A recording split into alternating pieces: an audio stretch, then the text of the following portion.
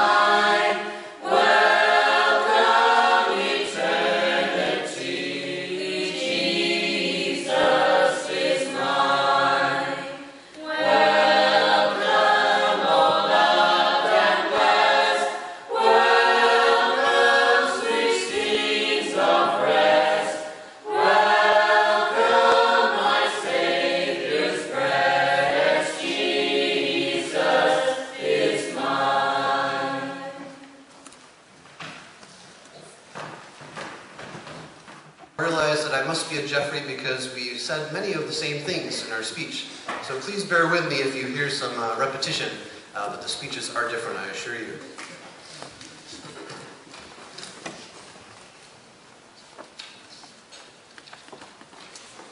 Second Timothy 4, verses 6 through 8 say, "The time of my departure is at hand. I have fought the good fight, I have finished the race, I have kept the faith. Now there is in store for me the crown of righteousness, which the Lord, the righteous judge, will award to me on that day. And not only to me, but also to all who have longed for his appearing. I've been given the privilege to say a few things about the race that my Nana has run.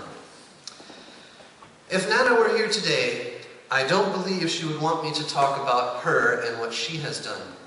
I believe she would much rather have me talk about her best friend Jesus and what he has done for her. I don't know exactly when my Nana began her friendship with Jesus, but I do know that as a young lady, Edith May Maynard loved to ride her bicycle around the countryside surrounding Ingatestone as she praised God for the beautiful trees and flowers.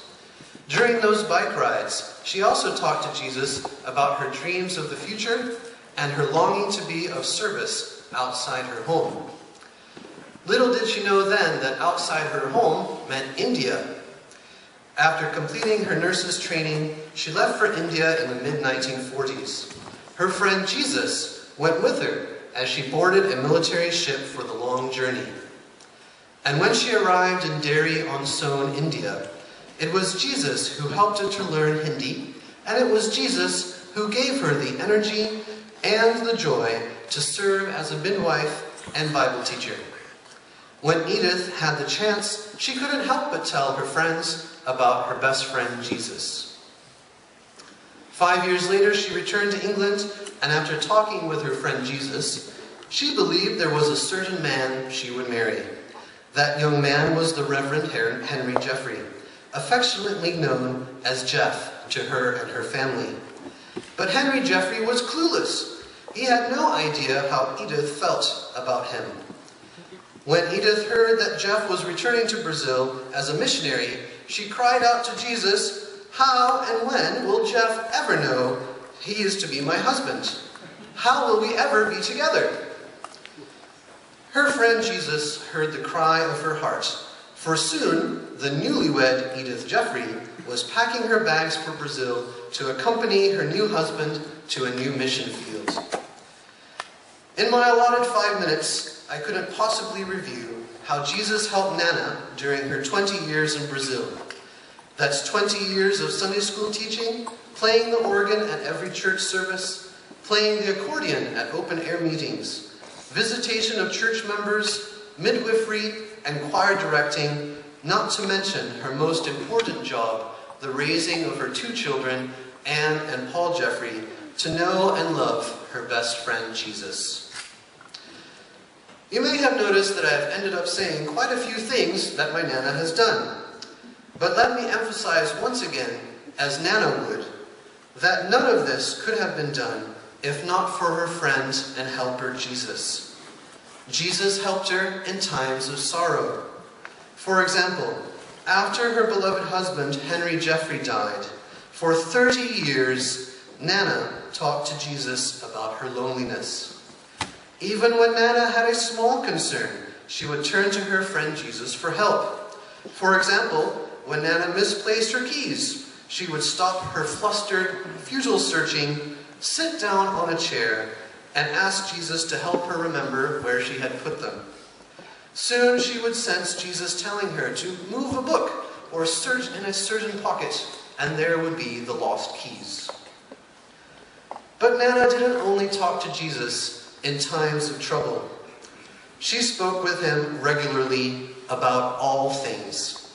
For example, every day she would thank God for the lives of her each family member and ask Jesus to bless Anne and Mark, Paul and Rose, Colin, Natalie, Esther and John, James and Claudia, Jeremy and Karis, Jonathan and Juliana, Kirsten, Simone, Carissa, Joshua, Lauren, Jordan, Chloe, Dante, Eleanor, and Ewan. And I'm sure that many of you were also in her prayers. I know that Jesus heard my Nana's prayers for me, and that powerful prayer support is something that I will sorely miss.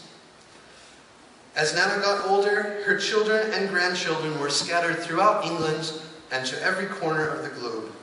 Her family sometimes was far away and couldn't visit her often. Yet from her own life experience, Nana knew there was one friend who would never leave her nor forsake her. That friend was Jesus. Do you need a friend who will listen to your dreams of the future? Do you need a friend who will give you strength to survive your routine, wearying days? Do you need a friend who will answer your cry of loneliness and longing for love? Do you need a friend who will comfort you when you are sad?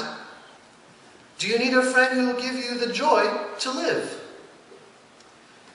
If Nana were here today, she would ask you, do you know my friend Jesus? I hope you do. But if you don't know my friend Jesus, I hope you will get to know him. Jesus is the best friend you could ever have. That characterized my mother's life, it would be her faith. There's one thing that comes to mind, would be her deep-seated root of trust and confidence in God's leading. Obviously, we heard as children many stories of their single days, and I remember Mum telling us of the times when she decided to go against her mother's wish and go and train as a midwife. This was prior to the war, and then she was evacuated to Willensley Castle with all the expectant mothers at the time during the war years. And even during those times, there were opportunities for her to share the gospel with people who she was caring for. And then, against all other advice too, she decided that she would go to India. She went as a missionary in 1945, doing something that perhaps was a little bit, what shall I say, against the grain. You know, a single woman of 30-something on a troop ship with all those soldiers heading out to the Far East. She loved her time in India. She loved India. She loved the Indian people. And almost to the end, she would still read her Hindi Bible. And I don't know how she ever managed that. She would often, I remember, put on her saris. And one thing, somebody asked me the other day, I was in a course, and somebody asked me, what's your favourite smell? My favourite smell was Mum's curries. And they were fantastic. On a furlough, she came back to England, and I won't say coincidentally, because God had a hand in this, she met a young man who she had been the pianist in his church when he was a single young man as a mission minister. And they happened to meet at the annual meeting which the Elim churches held in Albert Hall. She was one of the speakers as a missionary from India. He was one of the speakers as a missionary from Brazil. And they met. And once again, that deep-seated root, that trust and confidence in God came to the fore. And in what I think and what we all understand was a whirlwind romance, they were married within a few months and headed back to Brazil. Wasn't quite as romantic as that. My dad was told that he should not go back to Brazil unless he found a wife. So find a wife he did. And she went with him. And that's when my sister and I were born in the 50s. She lived her life up until Dad's death in 1981 as a devoted minister's wife. And she served well. In fact, as we looked on some of those slides, you'll have noticed how many Sunday schools she was at. There are many churches in Brazil today that are a result of those Sunday schools. You'll also notice that I'm in none of them, because my dad always used to say, get out of the picture, Paul.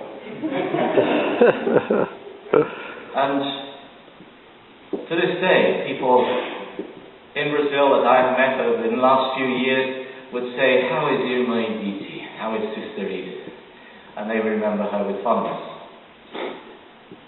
Dad died, and it was a complete shock.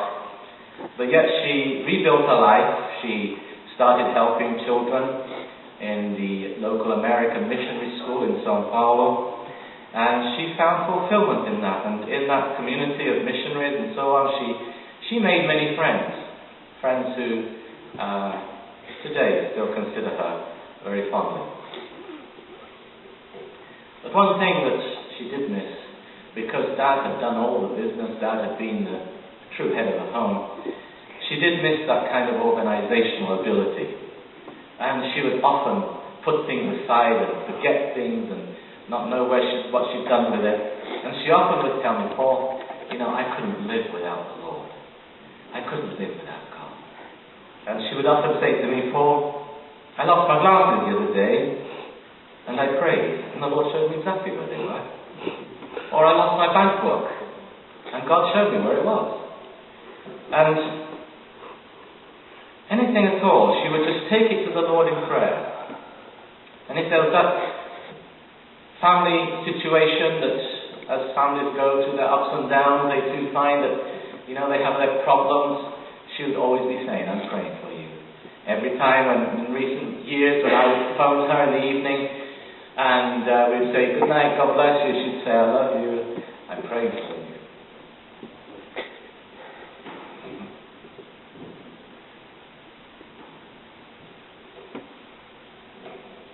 She was a faithful prayer warrior.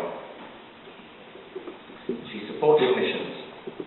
And a few weeks ago she said, Paul, do you think I'm still doing right? I said, what do you mean, Mum? She said, well, I have correspondence with so many missions departments, so many missions associations. What do you think I should do? I said, well, how many are you supporting, Mum? She said, oh, about 20. She loved people, she loved missions. And yet she was no angel. She had her personality flaws like we all do. She annoyed us sometimes, but she was always there, praying for